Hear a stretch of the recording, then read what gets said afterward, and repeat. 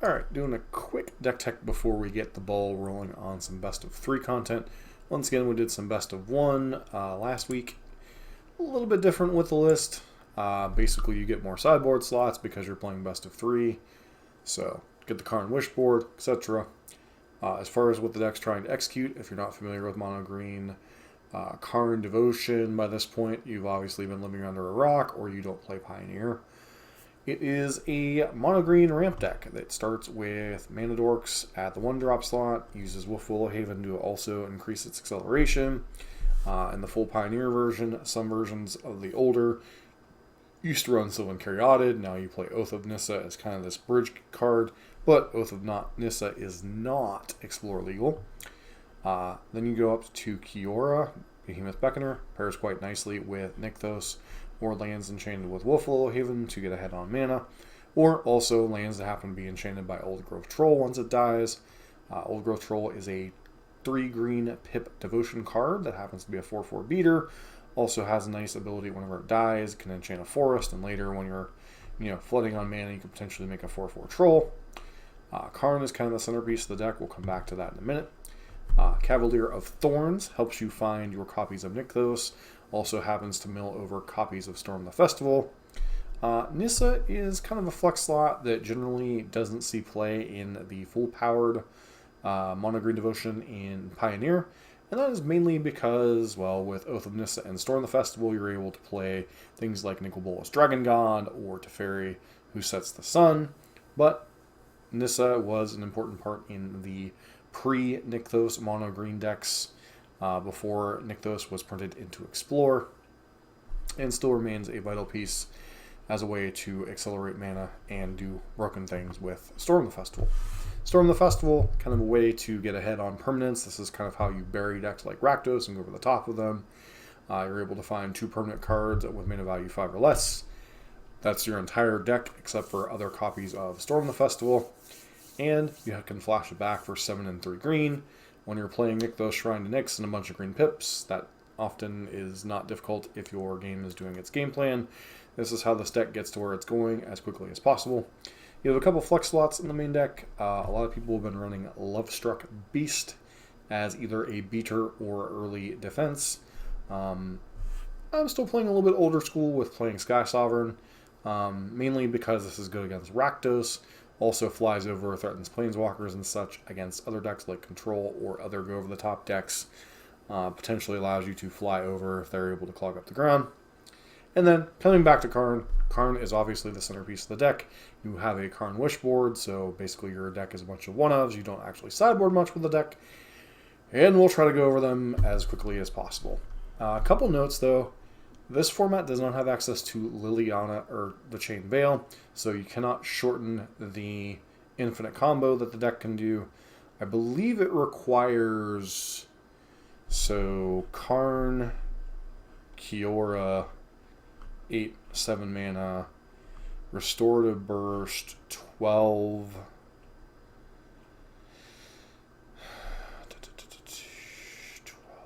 3, so 7, 12. I believe to go infinite you need either 13 or 14 devotion with a Nykthos. So the way the combo works, you have Karn and Kiora, 14 mana on your Nykthos. Tap your Nykthos for 14 mana. Use Karn to go fetch Pestilent Cauldron. Pestilent Cauldron, you cast Restorative Burst, picking up a Karn and a Kiora in your graveyard. Then, from there, you cast Karn and Kiora, untap your Nykthos, go find a Restorative Burst. Cast your Karn you just picked up, go find Pestilent Cauldron, keep this loop going. Eventually, you gain enough life, you find your copy of Treasure Vault, and then you use Pestilent Cauldron side to each opponent mills cards equals the amount of life you've gained this turn, and that generally is enough to end the game against anyone.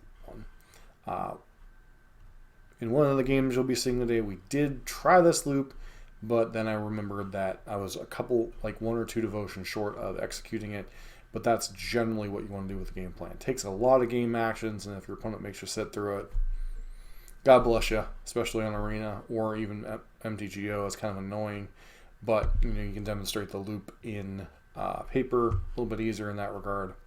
But that's the infinite combo the deck has done, and one of the reasons why mono green became the force that it did after kind of falling off for a little bit. The rest of the sideboard are bullets, Tormod's Crypt, any type of graveyard nonsense. In this format, it's primarily for Greasefang variants. In full Pioneer, this is also for a deck like, is it Phoenix, that has a bunch of Delve spells, not obviously Phoenixes. Haywire Mite gives you some utility against problematic artifacts and enchantments.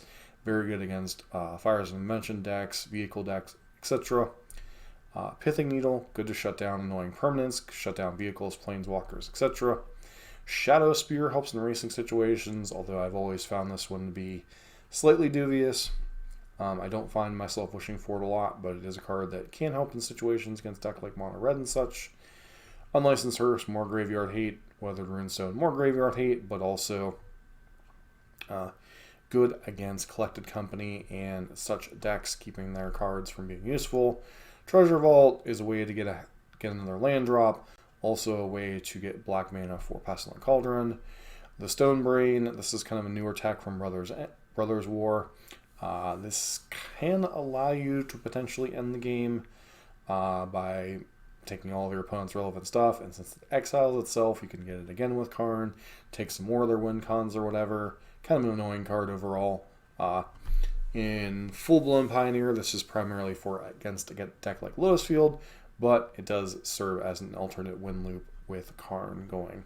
Seeker's Chariot, way to kind of clog things up on the board, another threat against control. Skysovereign, we've already kind of talked about. Nightstone, Meekstone, very similar. Can either come down, kill a creature, or draw you a couple of cards. Can also be used to cast some of the other annoying stuff in your sideboard. The God Pharaoh's Statue is the card you kind of use to lock out control decks and such, keep them, making it much more difficult to cast their spells. Cityscape Leveler, the replacement for Meteor Golem, with the downside of giving your opponents Power Stones, which can be relevant, but generally if you have a Karn going, Cityscape Leveler really doesn't care. You're just having an 8/8 Trampler that destroys one of their non-land permanents. And then finally, the be-all, end-all, go-over-the-top card. Get you out of some situations that you would struggle with otherwise, and that is a Portal to Phyrexia. When it enters the battlefield, each opponent sacrifices 3 creatures. At the beginning of your upkeep, put target creature card from the graveyard on the battlefield under your control. It's a Phyrexian in addition to all their types. You got a bunch of mana. You play the broken artifacts.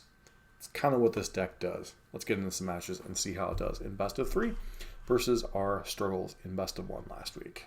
Alright, taking a look at this hand. Bit of a risk, obviously, with the 1-lander, so I don't think we can keep this on the draw. Maybe try it on the draw, I guess.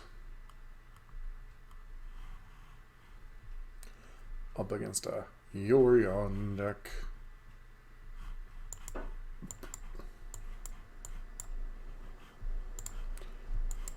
Want to cast that one. Go.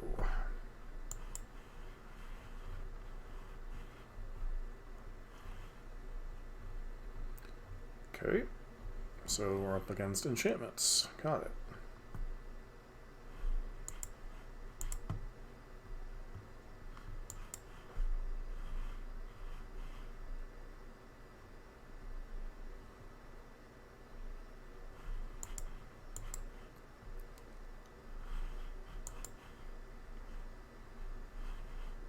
No reason to attack with that for 2 damage. Opponent with an Oh Man of the Sun. So they're like old school Esper Doomfortold? Am I about to get seriously get hit with a Doomfortold?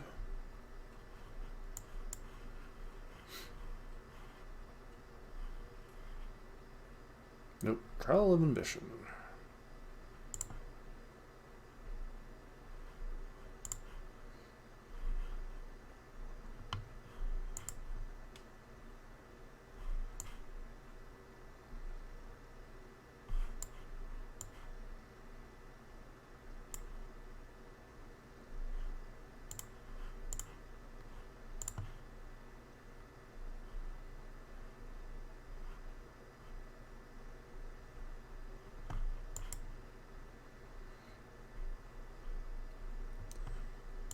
Alright, what do we even have to get with Karn for 2 or 3 mana?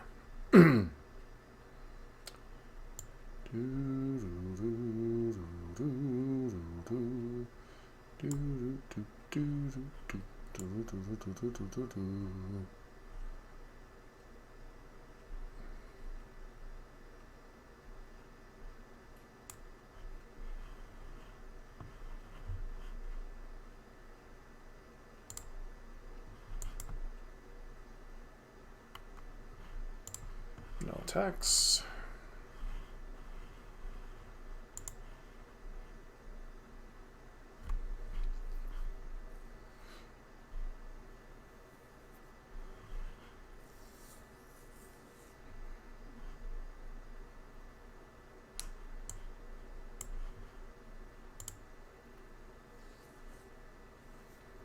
Okay.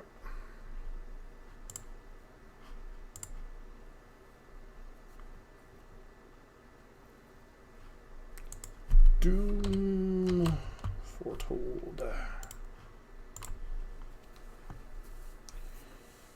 Okay.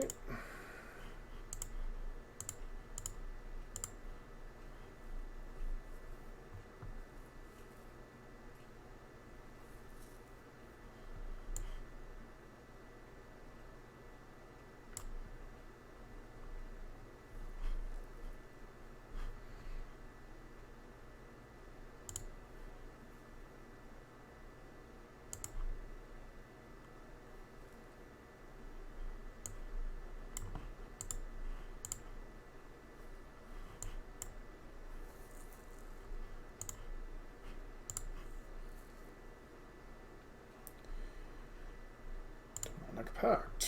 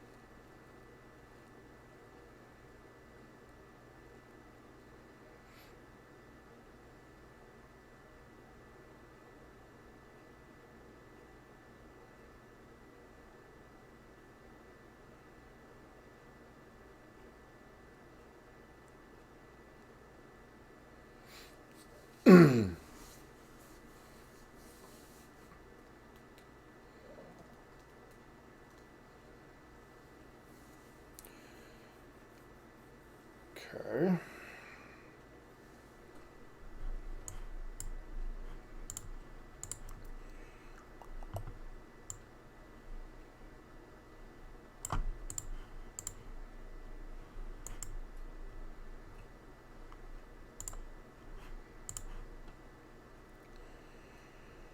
Yorion.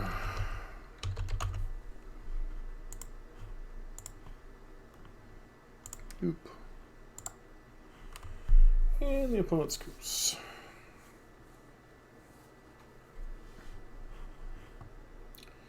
So, Doomfortold shenanigans.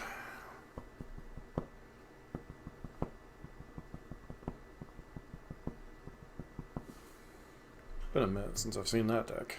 Used to play it a lot, but it's been a while, and the updates are interesting. So, submit.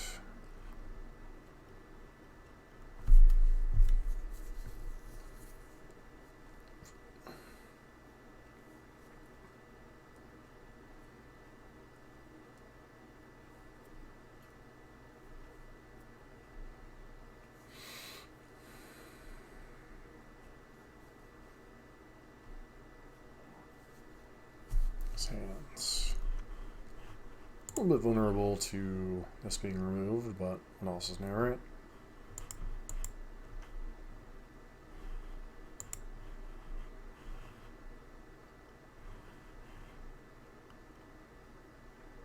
Trial of Ambition, kill your elf. Thoughtseize. So taking Storm the Festival would be by presumption, right? Unless you have like double Thoughtseize.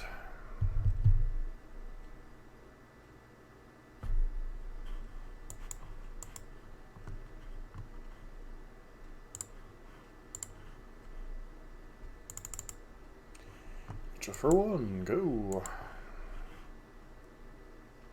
Treacherous Blessing.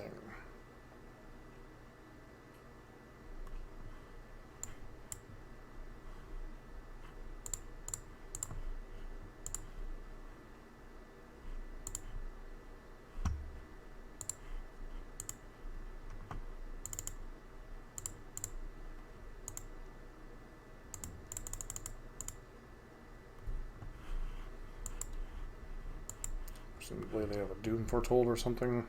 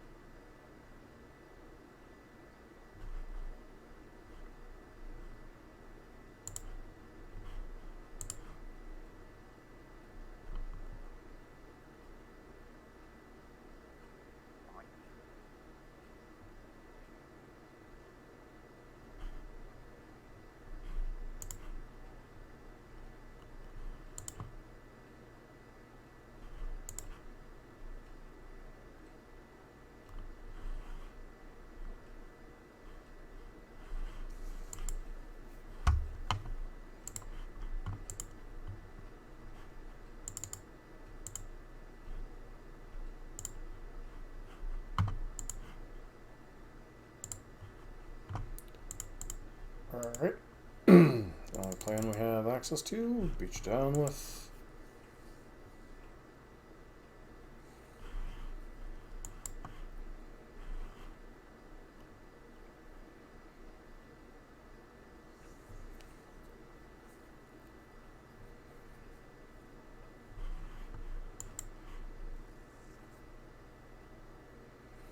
Opponent could very well have the Wandering Emperor here, so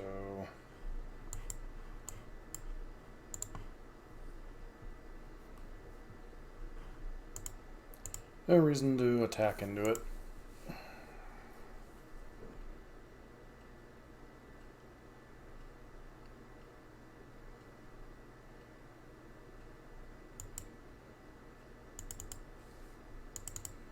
Opponent's like, but they were supposed to attack into my Wandering Emperor. Why didn't they? Because I saw your entire deck last game, friend.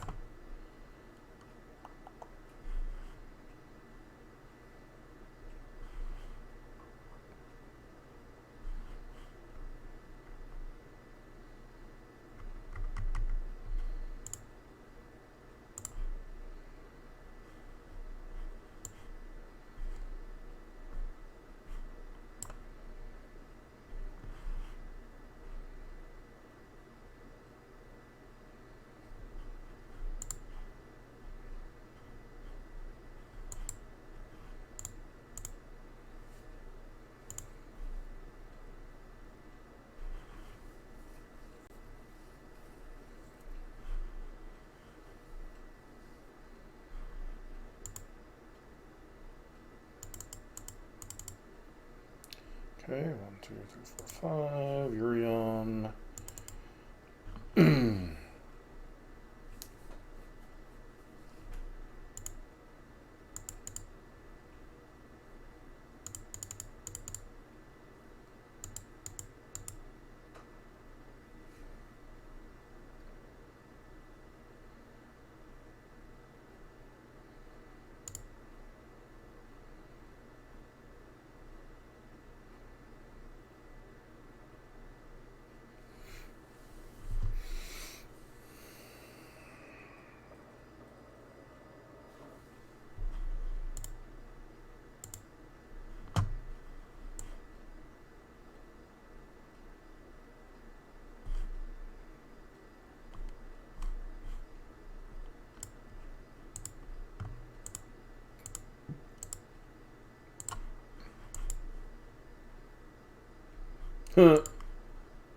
Okay, sure.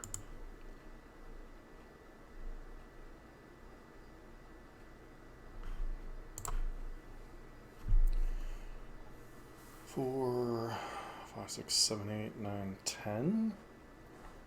So I got to cast another one next turn.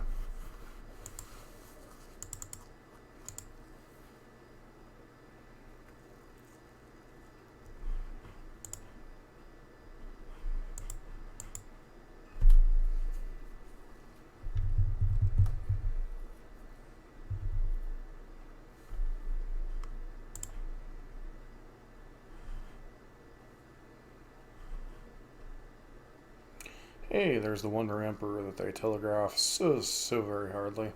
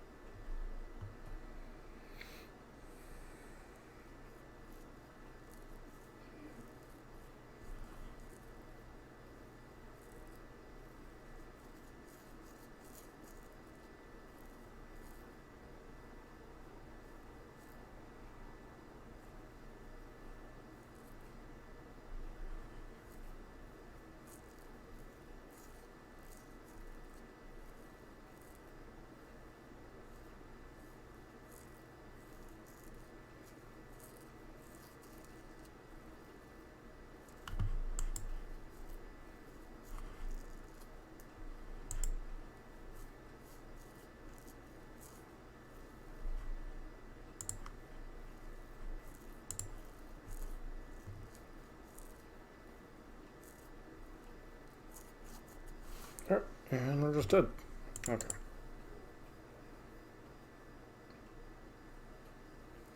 So they brought in Ether Gust to combat what we're doing.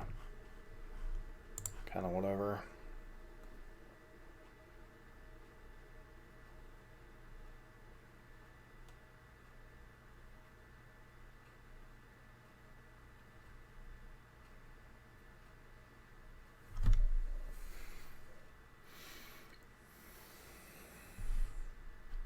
Opponent's deck is based off Doomfortold, playing a bunch of enchantments with it, sacrificing it for benefit to the Doomfortold.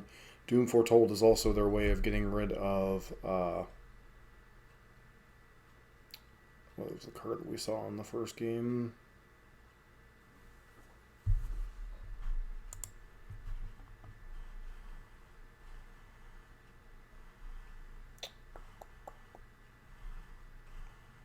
Just don't think this hand does enough accelerating. This hand's a little bit better. Put back. Storm. That into that. Let's put Cavalier back.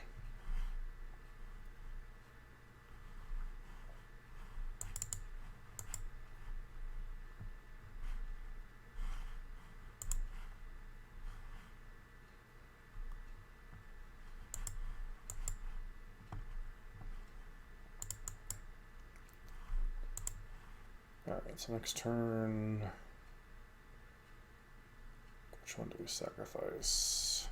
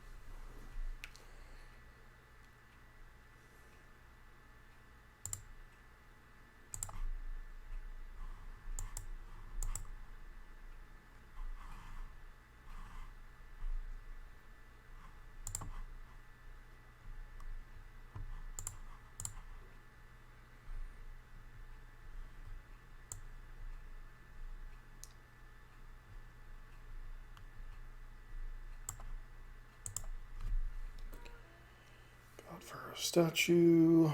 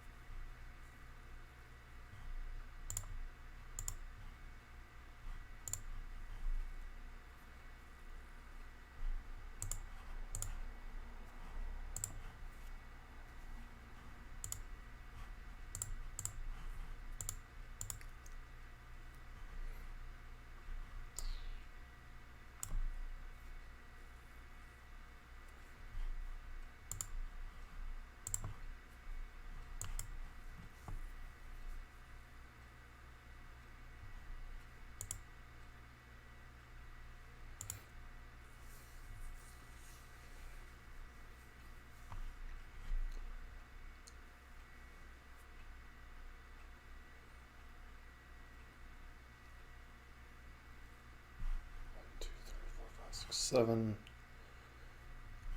Okay, get to play a Doomfortold.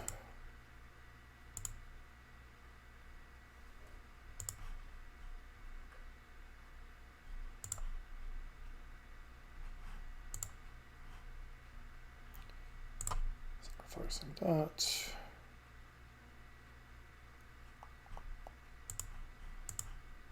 And you're dead. Nice. Definitely nice to pick up a win in a couple different ways in this match. Alright, this hand is pretty simple. Acceleration into big stuff. So hopefully it's good enough against, so possibly a Enigmatic Fires deck.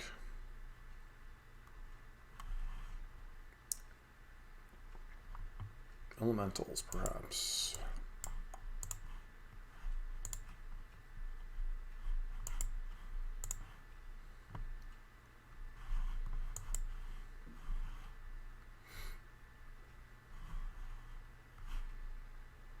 Bird Serpent.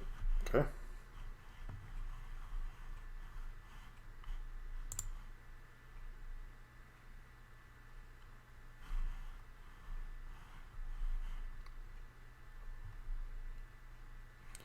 Generally, this indicates Elementals, Risen Reef, Omnath, etc. Awaken the Woods. XX Forest Dryad. Da, da, da, da.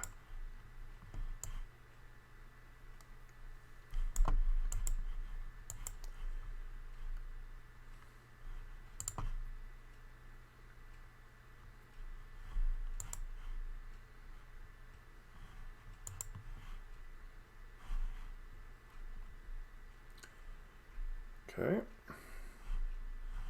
Oh, that's cute.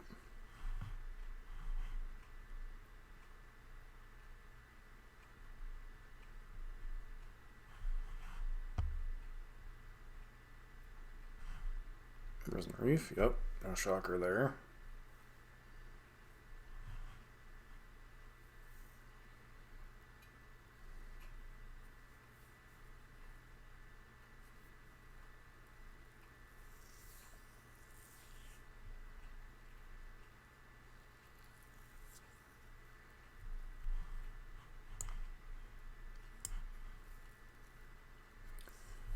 Okay.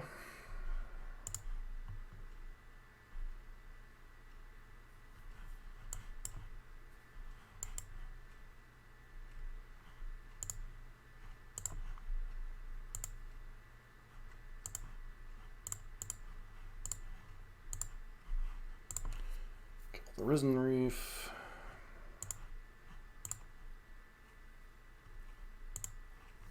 And can we do something busted next turn before they start doing something busted?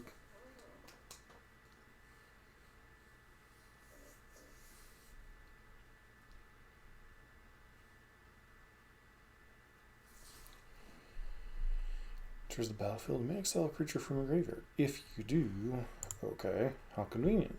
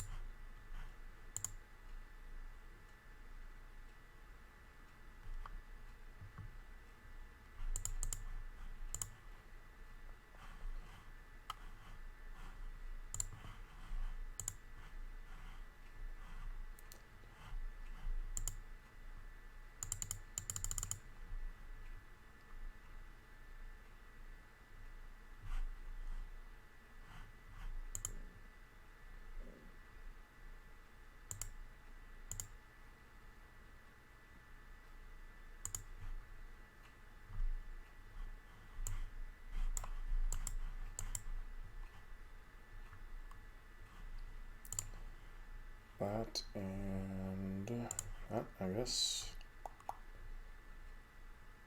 The forest, not super exciting.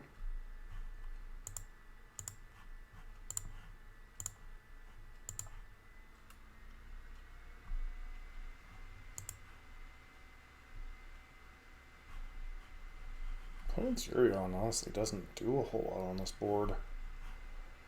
I get to gain 3 life and exile a Wolfwillow Haven.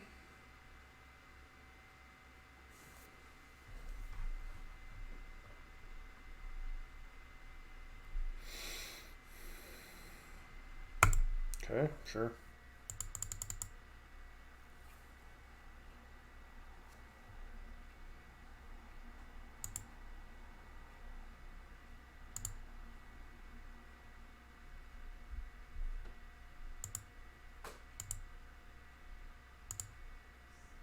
Risen Reef definitely changed the complexion of that. Now they get to trigger like 4 different times.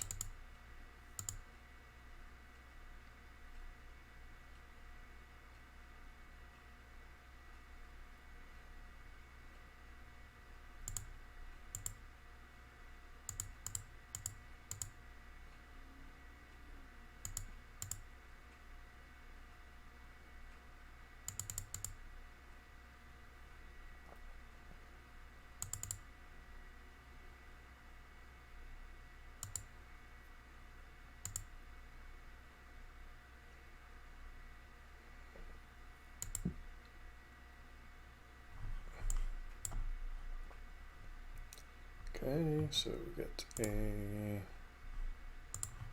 that and that.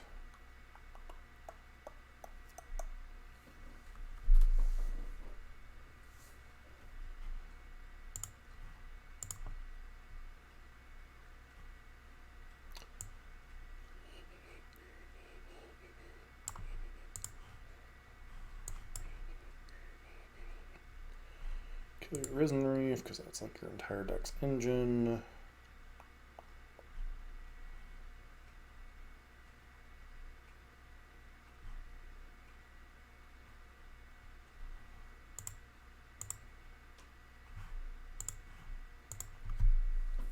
Attack in.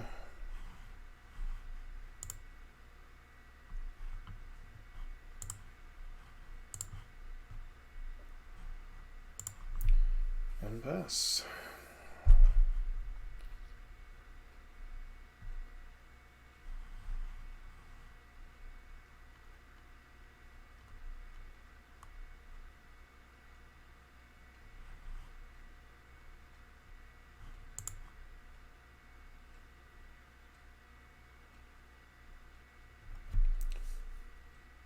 Oh, okay. So you just go and get a bunch of gods. Got it.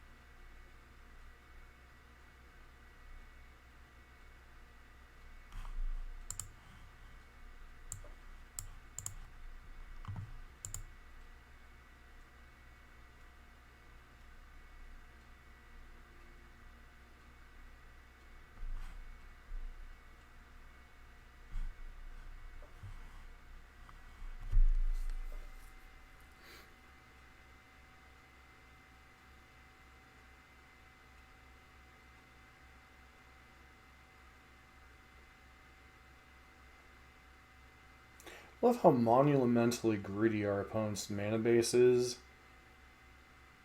If they don't have World Tree, their mana base is kind of garbage. All the Radiant Fountains and everything else.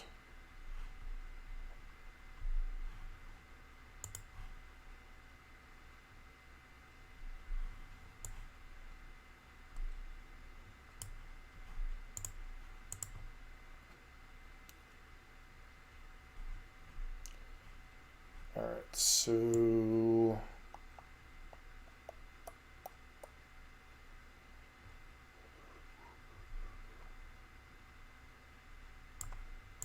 Pestilent Cauldron.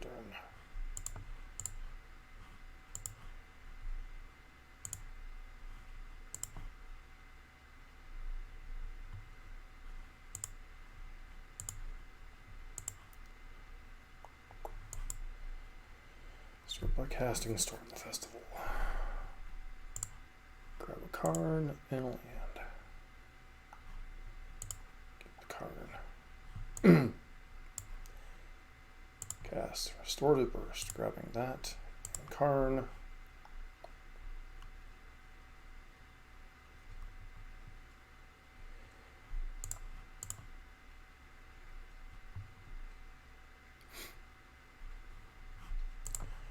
So, Pestilent Cauldron.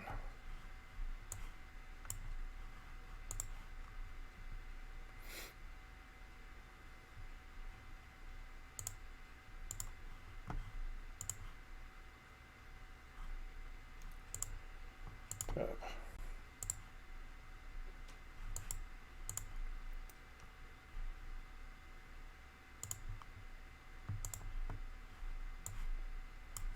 Play card. Yes. Keep this one. Play Restorative Burst. Get that and that.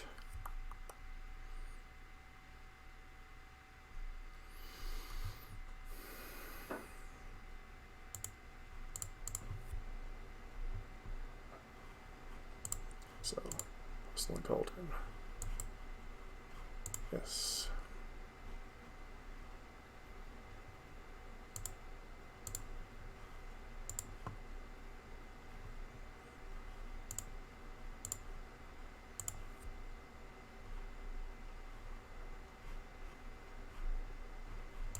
Play card. Yes.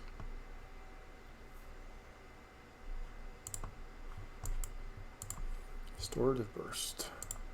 Get these two back.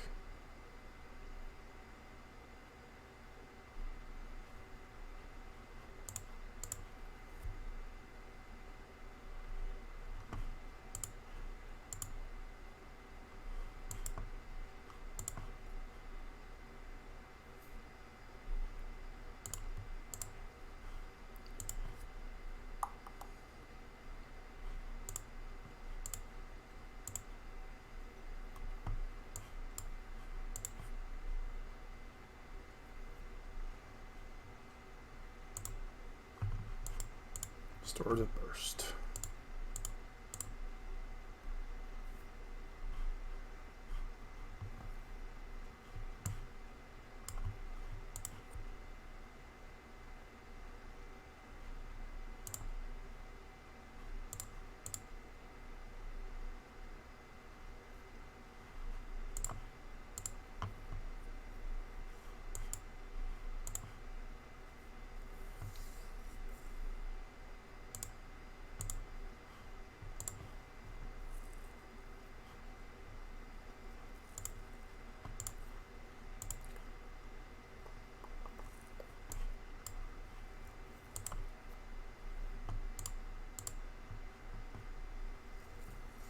I think we're a little bit mana short on the loop.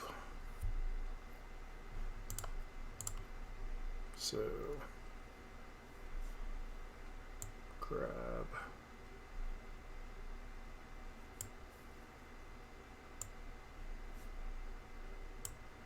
Treasure Vaults.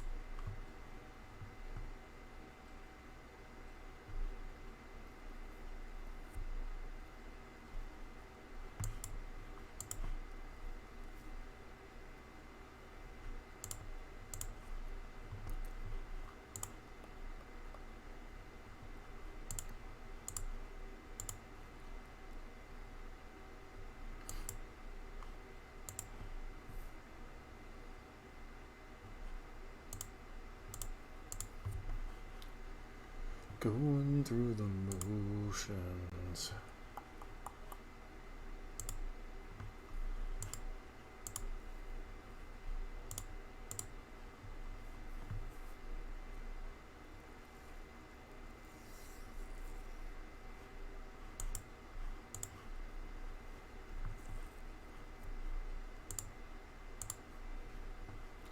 Okay.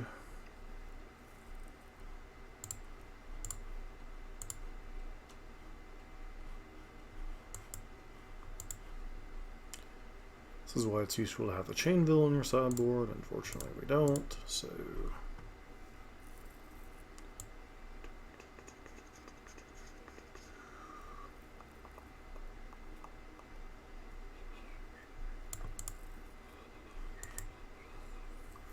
Get some idea of what's going on with their deck, shall we?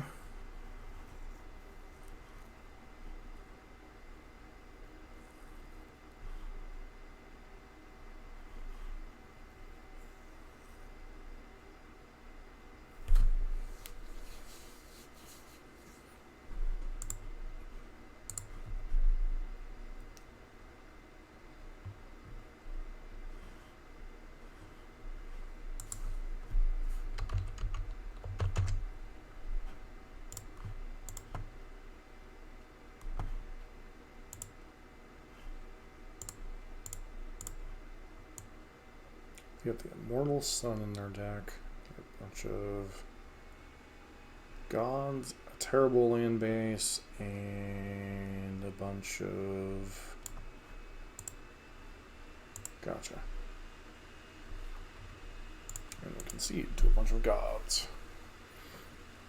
Chainveil's going on our sideboard after this. I think we're like the sideboard.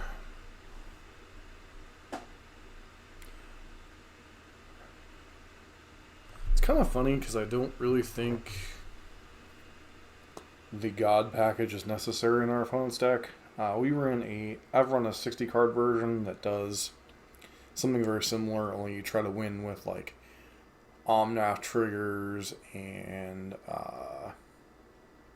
like the 2 Omnath triggers and just damage generally is enough. It also runs like Storm the Festival. You run like Tangled Florahedron, Utopia Sprawl, or Utopia Growth Spiral, the 2 mana Leaf Dryad that we saw in the Risen Reef, that kind of stuff, then Omnath, and then it runs Storm the Festival at the top end. You can also run the Temur Ultimatum with, I think the version I saw ran like Temur Ultimatum with Kenrith as kind of like a combo-esque kill. And then it filled in like the extra 80 card or the extra 20 cards with like obviously more lands, some sweepers and stuff, because one of the things about our opponent's deck is it's very, very slow to develop. So it's kind of vulnerable to hyper-aggressive decks like mono white, mono blue. If it doesn't have that extra little bit of oomph, it definitely dumpsters decks like Rakdos and can certainly even go over the top of what we're doing, especially since we didn't have the Chainveil to tighten up on the amount of mana that we needed. So this hand is fine.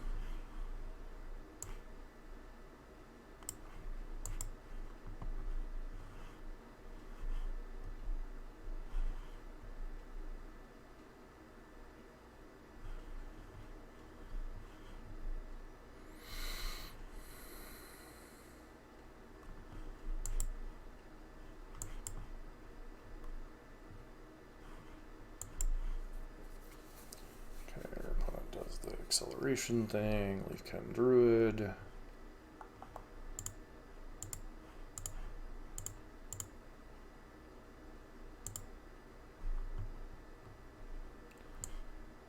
Okay, so do this, do this.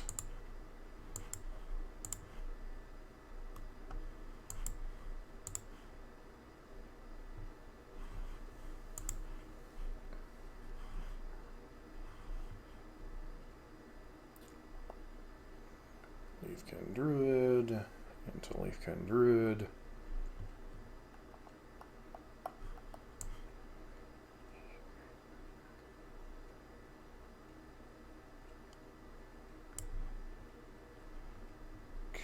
Okay.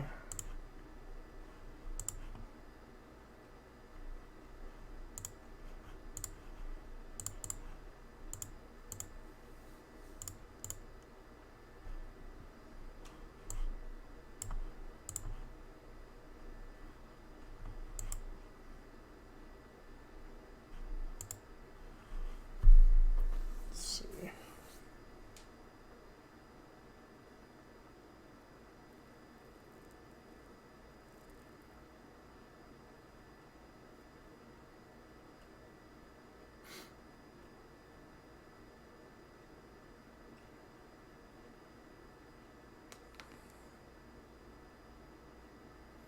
Three, 4, 5, 6, 7.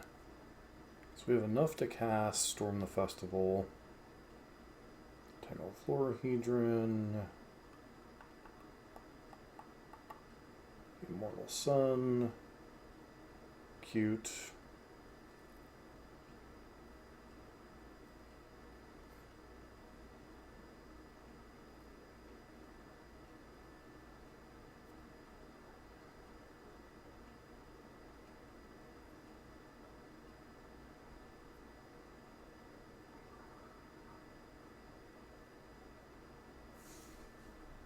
It's 1, 2, taps for 5. Look at that. Play Storm. Nykthos and land.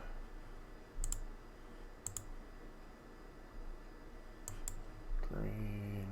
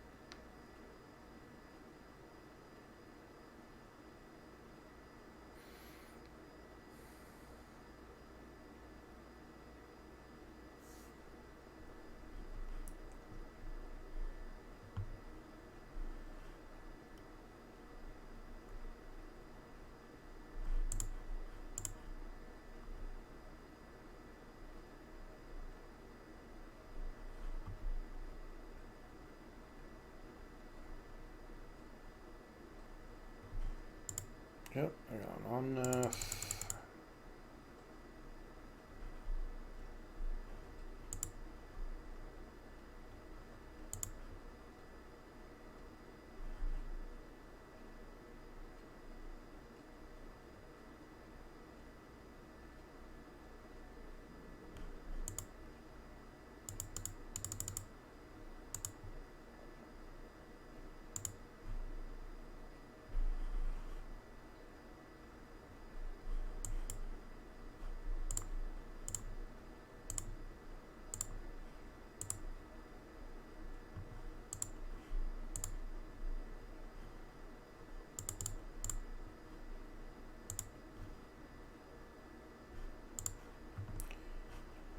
Really don't have anything else to do other than swing with 11-11, so here we go.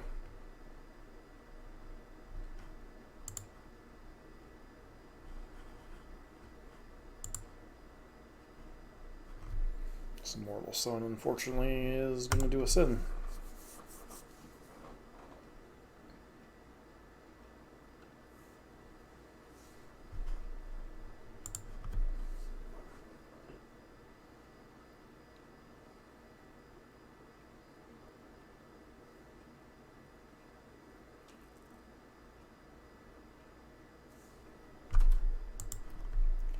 Yep, now they go get to get their World Tree. They'll get to activate that next turn.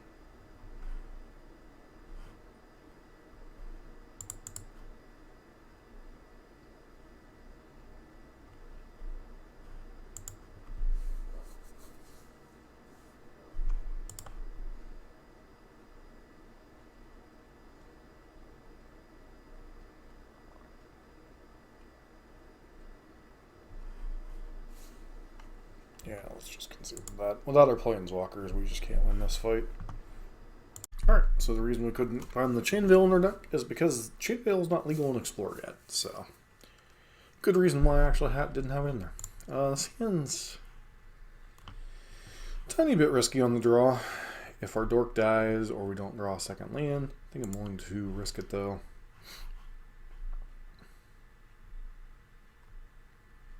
Turn 1 Thoughtseize.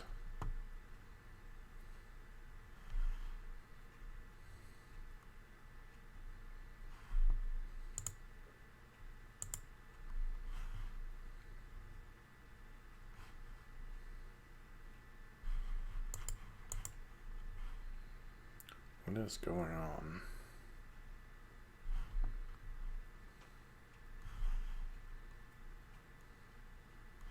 Spirits, maybe?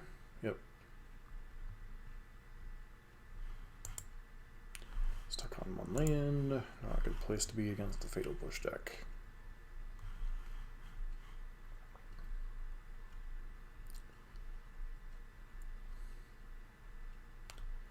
Not really sure.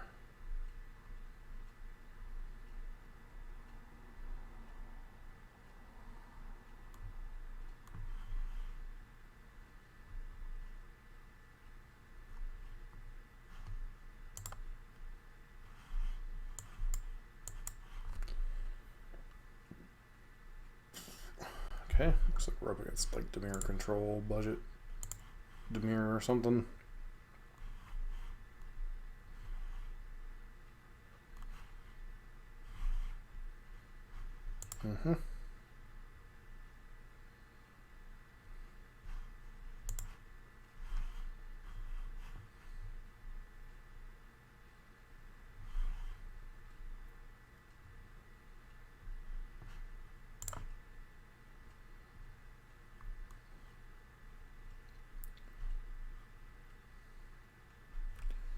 Pretty sure we can just move on at this point. We know vaguely what our opponent's deck is doing.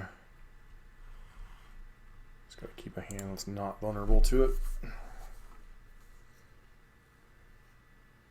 Or not as vulnerable as we kept, so...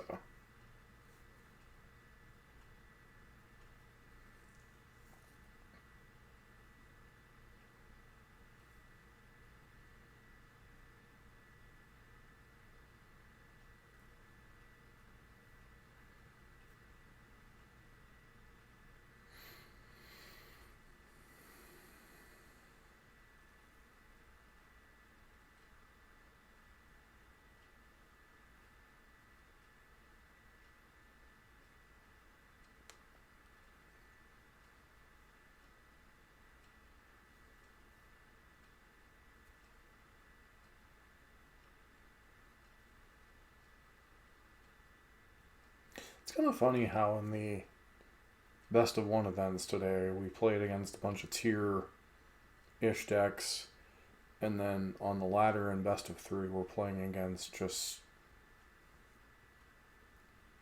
stuff.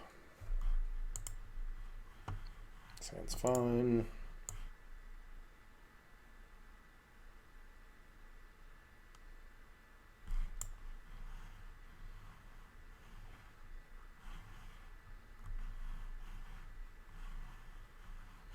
Appreciate my round 2 opponent though. They were just living their good life, playing elementals and doing broken things with it. So, not the first elementals deck that I've seen though. Though generally I've been the one playing it. So,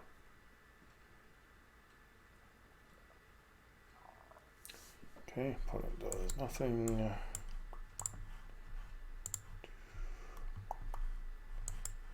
Acceleration, go. So 1, 2.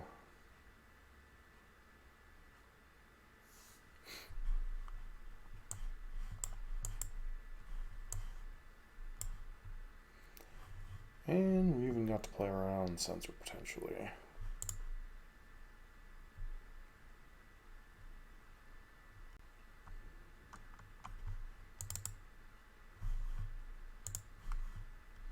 Could be bad if I'm attacking into a rogue. Although it didn't seem likely our opponent was on rogues. Okay, 3 mana. Tap out for something stupid.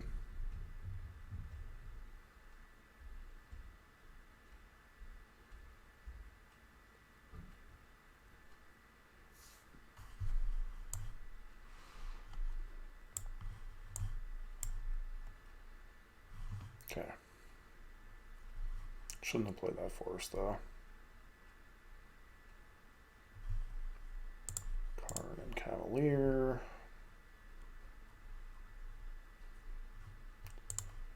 Don't have anything except for another Storm the Festival. Karn.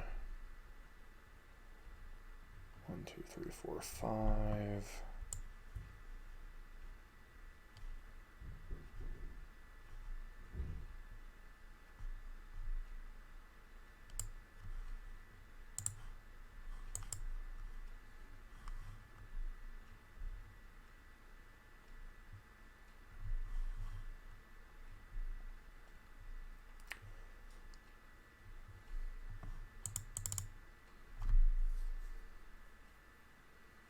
Okay.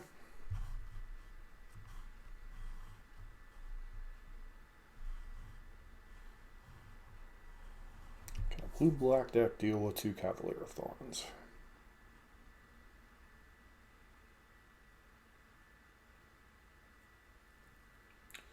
Most of the sweepers in black don't generally do a good job of dealing with that. So...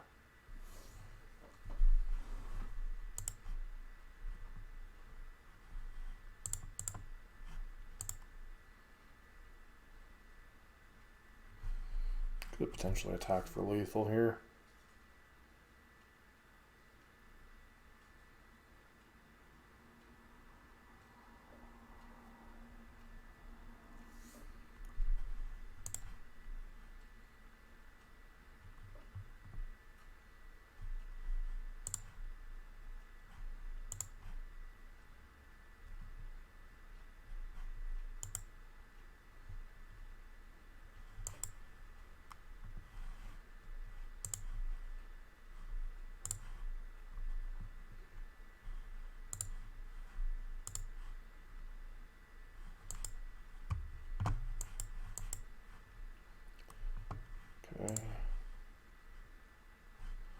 Okay. So it's just like, I give up. And game was over at that point.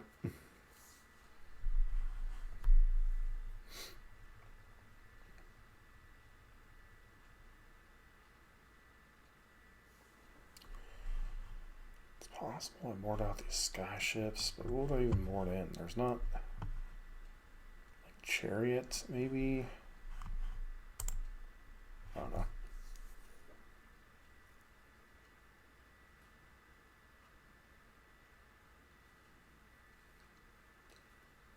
That's where blue-white is so much better positioned against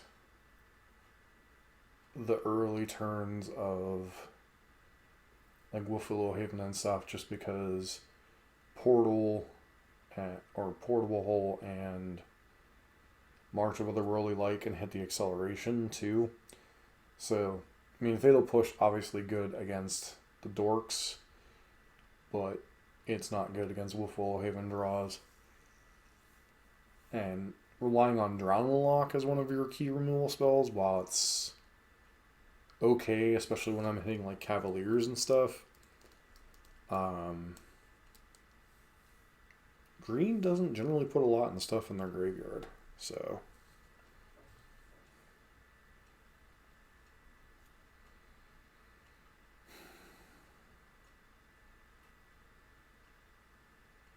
This hand is risky. They have like a 1-drop accelerator that good chance it'll die and a bunch of 5-drops.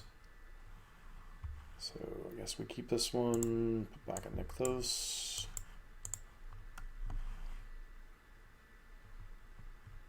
Thoughtseize, oh, Duress.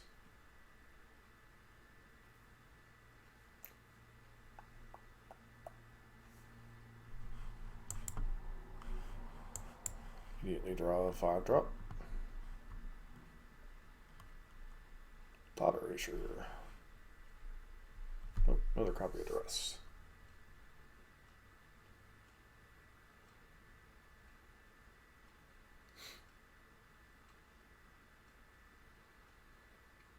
So I just don't think boat matters here.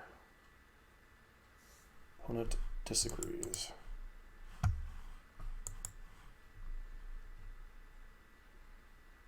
Okay, opponent's got a Narset.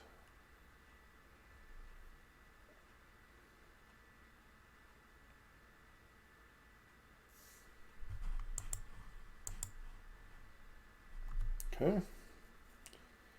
So you get to Thought Erasure us.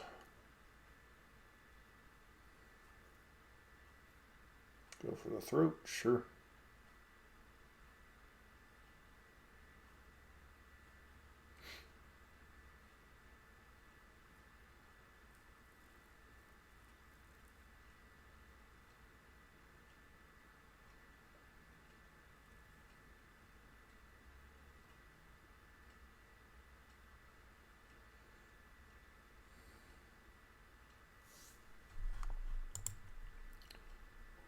Move to attacks. I presume this is just going to die.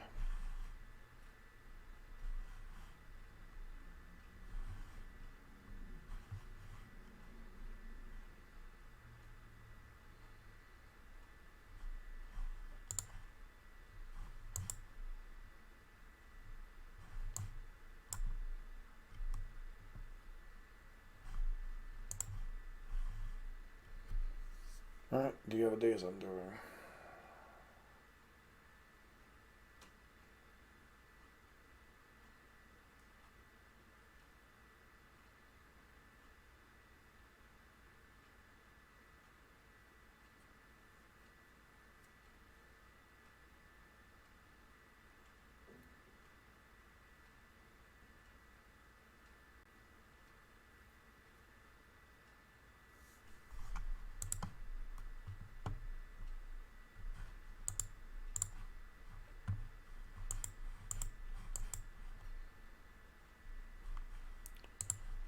Karn.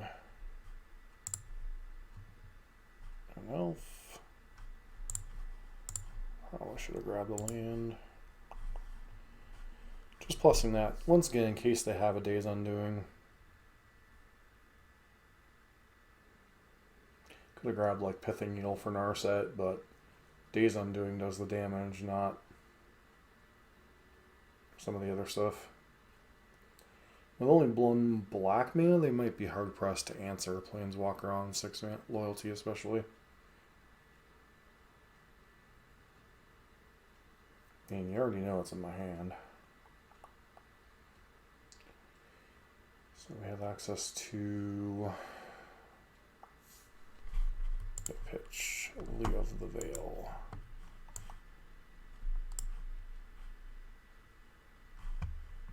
So 5, 6, 7, 8 mana.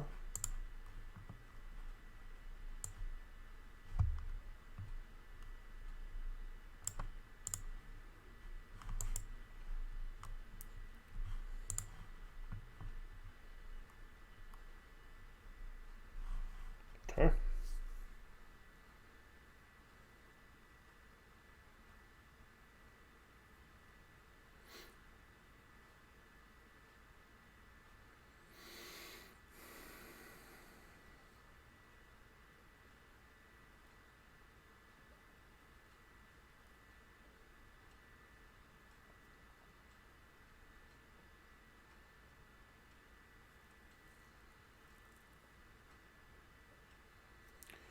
Mainly worried about blowing up Narset because I really didn't want to lose to Days Undoing if it's even in their deck.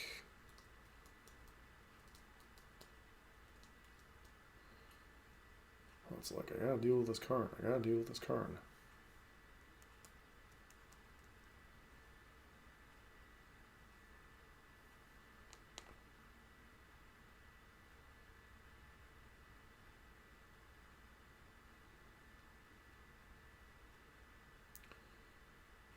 Okay.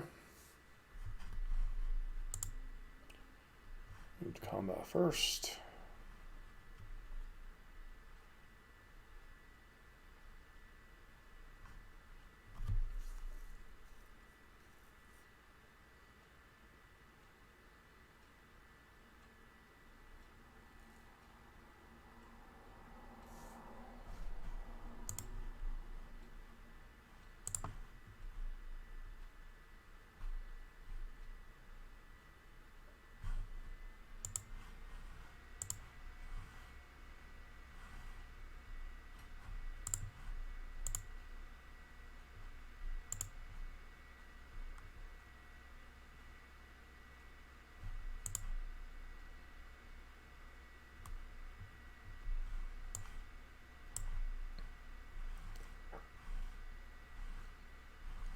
Lock incoming.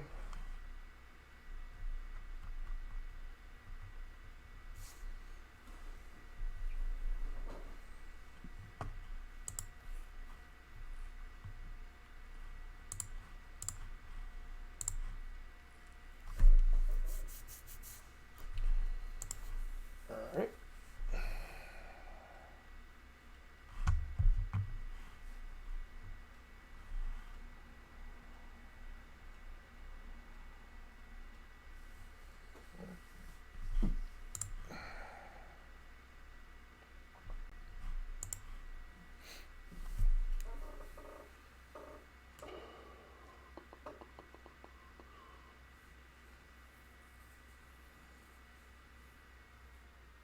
Okay, sure.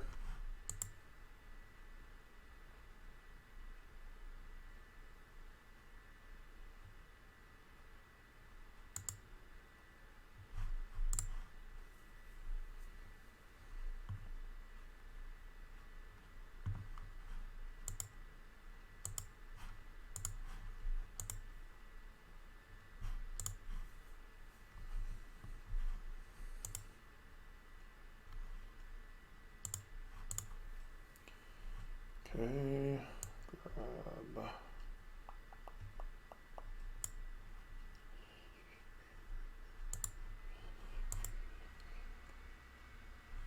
Okay.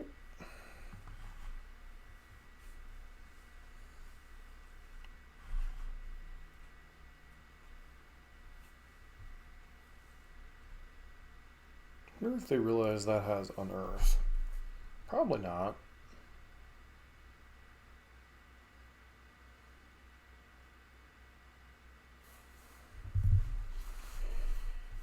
And Liana the Dreadwalker.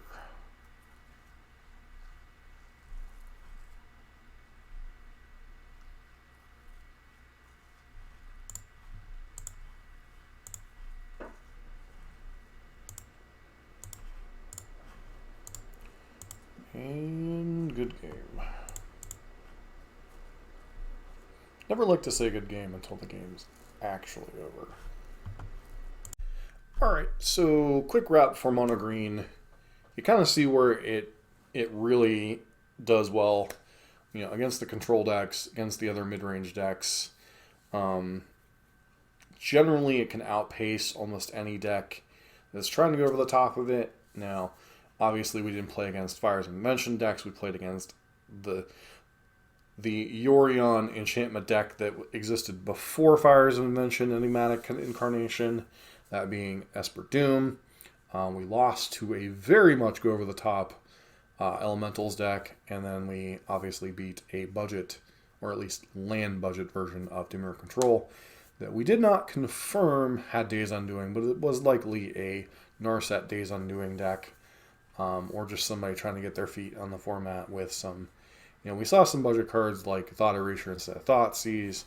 Their land base seemed a little bit shaky, but generally, these are the kind of decks that Mono Green can power through. Deck's still not completely fully up to strength. You don't have Oath of Nissa, you don't have the Chain Veil, but largely the deck's intact, can do a lot of the things the deck does. You don't have access to Fairy or Nicol Bolas. Largely, I mean, you could play them in your deck, but you could also play the Vraska Golgari Queen version with Vraska and Ugrin's Nexus, but alas, Mono Green is kind of the best version of the deck. The one thing I did want to bring up was I was talking about an Elementals deck, and this is the deck that I was referring to. It's a deck that I played a long time ago in a galaxy far away. Use the early acceleration to play Risen Reefs into Omnaths, Yasharns, and then you have all these other top-end cards. You use Genesis Ultimatum, hoping to find Kenrith, and then give all your creatures haste and kind of go nuts from there. The other version, hopefully I still have it. This is the other version I was talking about. This is the 60 card version that uses Risen Reef. You have both Omnath. This Omnath, when it enters the battlefield, deals damage to any target equal to the number of elementals you control. And then, obviously, when you have Omnath in play, the third ability deals 4 damage to each opponent. So while this isn't a terribly good beatdown deck, it does have that ability to deal direct damage to your opponent. Ashaya turns all of your forests or creatures into forests. So Ashaya is this big, huge beater. Your Risen Reefs cause your Omnath to trigger. And then you just use the Storm the Festival to kind of go over the top of all this stuff. Now, I found this deck to be incredibly inconsistent. When it gets to do its thing, it's very powerful, much like we saw our Elementals opponent doing. It struggles with decks going in underneath of it. It can kind of power through counter spells just because there's so many things that need dealt with. But, and you also run the risk of just drawing your deck because of Risen Reefs and Omnath triggers and Omnath Lotus of the Royal triggers. If you have 8 lands in play, you just draw a bunch of cards. Now, not a terrible downside, but, the deck doesn't really do anything until turn 3 or 4. You have 1 Glasspool Mimic to kind of keep the chain going. Escape the Wild pairs with Storm the Festival quite nicely. This deck's a blast to play, but it's just not good. Sideboard, Mono Red was kind of a problem at that point. Have to fight through counter spells, play against Mono Green. This deck was pretty decent into Rakdos. Now, granted, this was right before Rakdos was really ramping up with Sheoldred. Sheoldred really kind of changes the game a little bit, and I would really have to update this sideboard some to deal with some of the annoying things. Yusharn was in here to deal with Rakdos Sack. This deck was a blast to play, and if you would like me to work on it a little bit more, it is something I would be interested in working on. Now, whether it could ever make the leap to full-powered Pioneer, kind of hard to say, but it is a deck that can kind of compete with Mono Green and Rakdos. Some of the other decks, not so much, but, as the format slows down, this is the kind of deck that can come out and play and will have a lot of fun. So, you do have to have fun even when you're trying to cover all the meta decks in the format, but sometimes stuff like this off the beaten path or seeing the Esper Doom deck was kind of awesome. Or the Doomfortold deck that used to be, I think it was a standard deck, and it made the leap to early historic, but I'm not sure it was ever playable in Explorer. But somebody was working with it, and they're at least in Platinum, so maybe these decks are something worth revisiting down the line. But don't forget to like, comment, subscribe, and hope to see you for the next video.